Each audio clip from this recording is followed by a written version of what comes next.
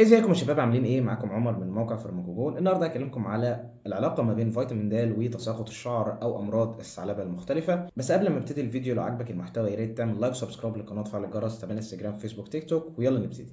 تحليل فيتامين د هو من اشهر التحاليل اللي بتطلب لاي شخص بيعاني من تساقط الشعر وبيروح لعياده دكتور الجلديه، ان هو بيطلب منه مثلا تحليل مستويات فيتامين د، تحليل مستويات الحديد، تحليل الغده الدرقيه. ومعظم الاشخاص او اكتر من 50% من الاشخاص بيكون عندهم نقص في فيتامين د. طبعا في مصر وفي بعض الدول العربيه النسبه بتكون اعلى. معظم الناس بيكون عندها يا اما قصور في مستويات فيتامين د او نقص في تصنيع فيتامين د. وده مش بسبب ان احنا ما بنتعرضش للشمس ولا حاجه، احنا ممكن نكون بنتعرض للشمس اكتر من معظم الدول الاوروبيه، بس ده بيكون بسبب ان احنا عندنا حاجه في جيناتنا بتقلل تصنيع فيتامين د. وبعض الاشخاص بيبقوا محتاجين ان هم ياخدوه سبلمنت من مصدر خارجي. في مشكله بقابلها عند ناس كتيره او في فهم ناس كتيره، ان هو اول لما بيبتدي يلاحظ الصلع الوراثي او اي مشكله في تساقط الشعر فبيروح يعمل التحاليل دي، فبيلاقي مثلا ان فيتامين د ناقص، فيبتدي ان هو ياخد مكملات فيتامين د وما ياخدش ادويه لعلاج المشكله اللي عنده. يعني هو عنده صلع وراثي وما استخدمش مثلا حاجه بتقلل الدي اتش تي، حاجه بتحفز النمو زي البنوكسيديل، او اي حاجه من الادويه اللي انا اتكلمت عليها في القناه. هو بيروح يستخدم مكملات فيتامين د ومفكر ان المشكله عنده هتتحل، ويلاقي ان هو ضيع وقته على الفاضي وخلاص. ففيتامين د او ان انت تاخد سبلمنت فيتامين د او ان انت تحسن الاكل بتاعك باكل غني بفيتامين د، دي حاجه ضروريه لصحه دوره نمو الشعر، بس مش بالضروره معناها انها تعالج لك الصلع الوراثي. فتعالى دلوقتي نتكلم على شويه تعريفات عن فيتامين د او ايه هو دوره في جسم الانسان. طبعا فيتامين د غير ان هو فيتامين فهو يعتبر هرمون، لان هو مسؤول عن وظائف كتيره في جسم الانسان، ومسؤول عن تغيير التعبير الجيني في وظائف كتيره في جسمنا. هو برضو يعتبر من عيلة الفيتامينز الفات سولوبل او اللي بتدوب في الدهون، وبيتم تصنيعه بصورة جزئية في خلايا الجلد في وجود أشعة الشمس او اليو في بي راديشن. والجزء الثاني من فيتامين د بنحصل عليه من الدايت بتاعنا في اكل كتير غني بفيتامين د. وفيتامين دي انسفشنسي او القصور في مستويات فيتامين د حوالي اكتر من 50% من الاشخاص عندهم الموضوع ده، وبالنسبه للمصريين او الدول العربيه بتكون النسبه اعلى من كده. طبعا الجايد لاينز او الاندوكراين سوسايتي كلينيكال براكتس بتقول ان انت تشخص شخص ان هو عنده قصور في مستويات فيتامين د لازم يكون مستويات حاجه اسمها 25 هيدروكسي كولي كالسيفيترول بتتراوح ما بين 21 ل 29 نانو جرام لكل مل.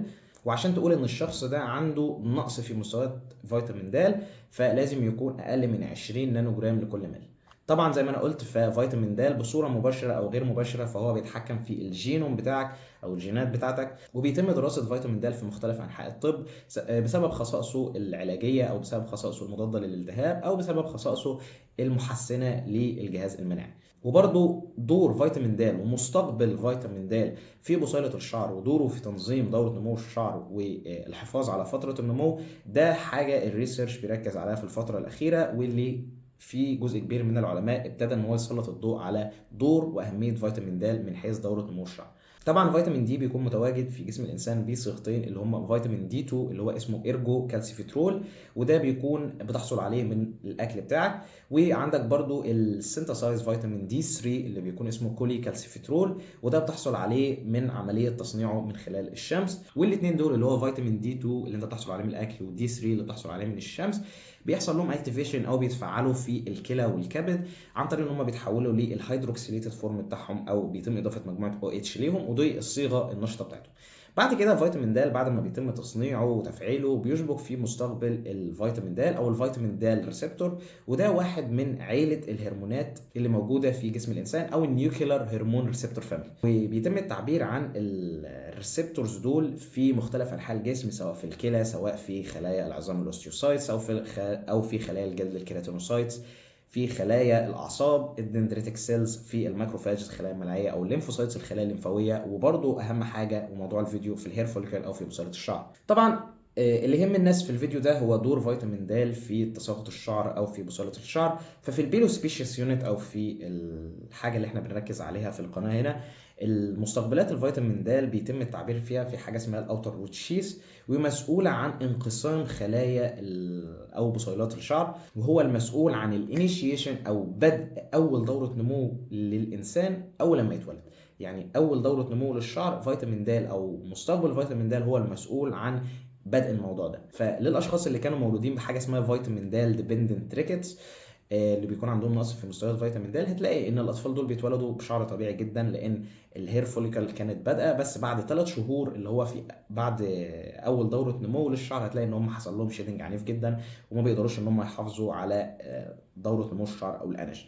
فده يبين لك مدى اهميه فيتامين د او مستويات فيتامين د ومستقبل فيتامين د في الحفاظ على الشعر في مرحله الاناجين او اتزان دوره نمو الشعر. طب تعالى دلوقتي نشوف العلاقه ما بين فيتامين د وانواع تساقط الشعر المختلفه. بالنسبه للتيلوجين افلوفيوم او تساقط الكربي، يعني ايه تساقط كربي؟ ده باختصار ان بيكون في ستريس محطوط على الجسم او توتر، ده بيجبره ان هو يقول احنا دلوقتي في وضع توتر، مش مهم ان احنا نحافظ على الشعر، فبيكون في تساقط عنيف للشعر ده. طبعا الاسترس ده ممكن يكون حاجات كتيره زي نقص في التغذيه، انت مثلا عملت عمليه جراحيه، بترضع، في مثلا عندك ميديكال إلنس او مرض مزمن، او حتى مثلا مرض مؤقت، خدت بعض الادويه اللي ممكن تحفز التيلوجين افلوفيوم وهكذا. فالتيلوجين افلوفيوم ممكن يكون بسبب حاجات كتير، ممكن حتى يكون بسبب الاسترس اللي موجود في حياتك، الله اعلم. وواحد من الاسباب اللي بتؤدي الى حدوث التيلوجين افلوفيوم هو الفيتامين د. طبعا زي ما انا قلت، في الفيتامين د مسؤول عن تنظيم بعض الباثوي في جسم الانسان، وبرضه مسؤول عن التعبير الجيني لبعض الجينات المهمه لنمو الشعر. ومستقبل فيتامين د يعتبر واحد من الحاجات اللي بتاثر على البيتا كاتينين اللي كنت اتكلمت عليها في القناه قبل كده. والبيتا كاتينين مسؤوله عن تنظيم انقسام وتمايز خلايا الشعر، وبرضه عن بدء مرحله الانرجي. للستات اللي عندها تيلوجين افلوفيوم او تساقط كربي وراحت حللت مستويات فيتامين د ولقيت ان عندها نقص حاد فيه، فالجايد لاينز بتقول ان هي تستخدم 50,000 وحده دوليه من فيتامين د بصوره اسبوعيه، يعني مره في الاسبوع لمده شهر ل3 شهور، وبعدها بيكون في حاجه اسمها المينتننس دوز او جرعه للحفاظ على مستويات فيتامين د بتكون بتتراوح ما بين 800 ل 2000 وحده دوليه عشان تمنع ان يحصل لها نقص تاني. وكان في دراسه اتعملت ان هو ادى للاشخاص اللي بيعانوا من التساقط الكربي ونقص فيتامين د، ادوهم 200,000 وحده دوليه لمده 3 شهور ولقوا تحسن كبير جدا في نمو الشعر. طبعا انا ما بنصحش ان انت تستخدم جرعات عاليه من فيتامين د لوحدك كده، لازم يكون تحت استشاره طبيبك، لان الجرعات العاليه جدا من فيتامين د لمده زمنيه او على فتره زمنيه طويله ممكن تعمل لك اعراض جانبيه انت في غنى عنها. بس لو انت عندك تساقط كربي وشاكك ان انت عندك نقص في فيتامين د، فان انت تحلله وتحسن النقص بتاعك ده سواء بالسبلمنت او بالمكملات، دي حاجه انا بنصح بيها. طب ايه علاقه فيتامين د وحاجه زي الاندروجينيك الوبيشيا او الصلع الوراثي؟ طبعا معظم الموضوع ده تم دراسته في الستات اللي بتعاني من الفيميل باترن هير لوس، ولقوا ان في علاقه ان الستات اللي بتعاني من الصلع الوراثي بيكون عندها نقص في مستويات فيتامين د، وبرده الرجاله اللي بيعانوا من الصلع الوراثي بيكون عندهم نقص في حاجه اسمها الفيتامين د ريسبتور اللي كنت اتكلمت عليه، وان هو مهم لدوره نمو الشعر. بس ده مش معناه ان انت لو صلحت النقص ده ان شعرك هيرجع ينمو تاني وهتعالج الصلع الوراثي، لان لازم تستخدم ادويه زي ما اتكلمت في القناه، سواء مضادات الدي اتش تي، مضادات مستقبل الاندروجين، محفزات النمو والى ما اخره، او حتى الحاجات اللي بتحفز الووند هيلينج زي مثلا المايكرو نيدلينج ديفايس، البي ار بي، ايا يكن الطريقه اللي انت هتستخدمها.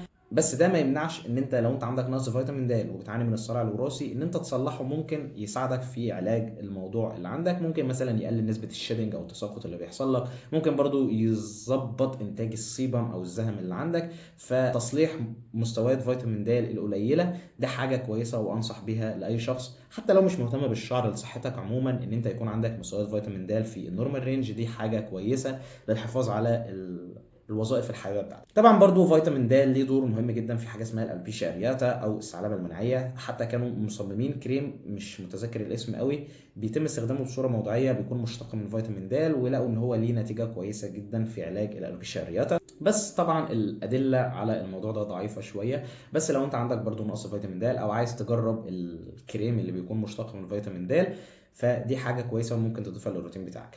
في برضه مرض كنت اتكلمت عليه في القناه اللي هو تريكوتيلومينيا، الناس اللي بتشد شعرها بصوره لا اراديه. فيتامين د برضه ليه دور في التريكوتيلومينيا، وده بسبب ان فيتامين د او مستقبلات فيتامين د موجوده في النيورينال والجيليال سيل، ودي خلايا موجوده في السنترال نيرفس سيستم او الجهاز العصبي المركزي. وفي الفئران لما بيتم كبح مستويات فيتامين د فبيظهر اعراض زي الانكزايتي او بيكون في توتر عام، ففي علاقه ما بين مستويات فيتامين د والانكزايتي او حتى النيورو ترانسميتر زي مثلا مستويات السيروتونين والنورابينفرين والدوبامين، ففي علاقه ما بين فيتامين د والاسترس او التوتر ومستويات الكورتيزول. اضافه سبلمنت فيتامين د مع مثلا الادويه اللي بتعالج المشكله النفسيه في مرض زي التريكوتيلومينيا ممكن تقلل الارجز او الرغبه في شد الشعر، وبالتالي ممكن تحسن النتيجه العلاجيه في مرض زي التريكوتيلومينيا. الخلاصه في كل الموضوع ده، الخلاصه ان نقص فيتامين د مرتبط ب تساقط الشعر وامراض الثعلبه المختلفه، وان انت تحظى بنسبه كويسه من فيتامين د وانت عندك المشاكل دي ممكن يساعدك او يكون ليه دور في علاج المشاكل دي. لو انت شخص بتعاني من الصلع الوراثي بصوره مخصصه، فان انت تشوف مستويات فيتامين د وتخليها في النورمال رينج، دي حاجه برضو هتساعدك في تقليل الشيدنج، وبرضو ممكن تحسن الكفاءه العلاجيه للادويه اللي انت بتستخدمها. بس ما يكونش كل روتينك العلاجي بيتمحور حوالين الفيتامين د سبلمنتس، لان انت هتضيع وقت وفلوس على مكملات فيتامين د من غير ما تشوف اي نتيجه من حيث نمو الشعر.